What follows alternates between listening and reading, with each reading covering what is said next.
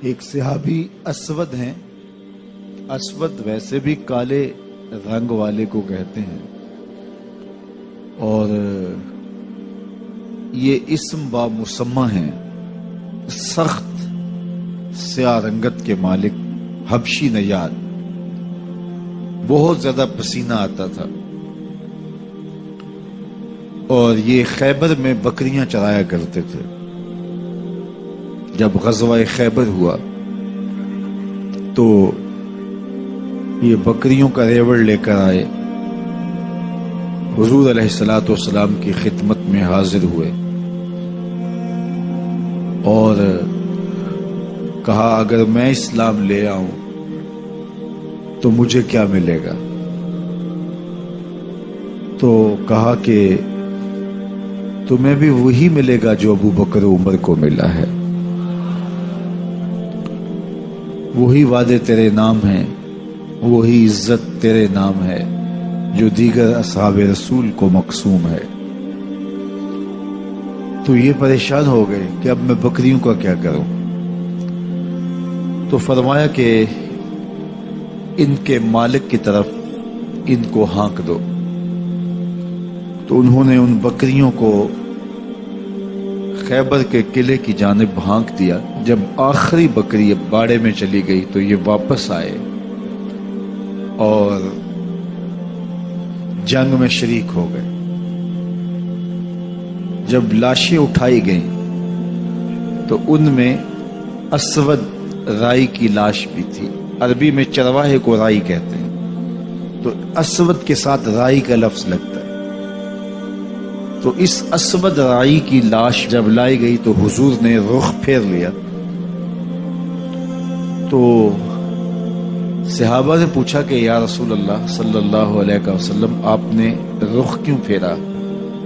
فرمایا کہ اسود رائی کو 2 حوریں ملی تھی اور وہ اس کی لاش پہ تھی، اس لیے میں نے حیا کی وجہ سے رخ پھیرا ہے. کہا یہ وہ شخص ہے جس نے نہ کوئی نماز پڑھی، نہ کوئی روزہ رکھا، نہ کوئی حج کیا، نہ زکاتیں دیں، سیدھا آیا، جنت کا در کھلا تھا، داخل ہو گیا. شب بھر میں پیدا بھی ہوا، عاشق بھی ہوا، جوان بھی ہوا، مر بھی گیا. یہ مختصر کہانی ہے اس پروانے کی. تو اسود نام کا یہ حبشی نژاد غلام، لیکن وہی اعزاز دیا گیا، وہی تکریم دی گئی، وہی پروٹوکول دیا گیا جو باقی اصحاب کا تھا. اسی طرح اس کا جنازہ بھی پڑھا گیا. آج بھی صحابہ کے مقام پر جہاں خیبر کے غزوہ میں شہید ہونے والوں کی قبریں ہیں، وہاں اسود رائی کی قبر بھی موجود ہے جو عزتوں کا نشان ہے، اور قیامت تک آنے والے لوگوں کو بتا رہی ہے کہ اسلام کرشی اور حبشی کو ایک صف میں کھڑا کرتا ہے. تو اقبال بے ساختہ حضرت اسود رائی کو دی گئی عزت اور شان و شوکت پہ بات کرتے ہوئے بولتا ہے، اسود از توحید احمر می شود، خیش فاروق و ابو ذر می شود. اسود توحید سے احمر ہو جاتا ہے، کالی رنگت والا گوری رنگت والے کے کندھے سے کندھا ملا کے کھڑا ہونے کے قابل ہوتا ہے. فاروق اعظم اور ابو ذر غفاری ایک ہی صف میں نظر آتے ہیں.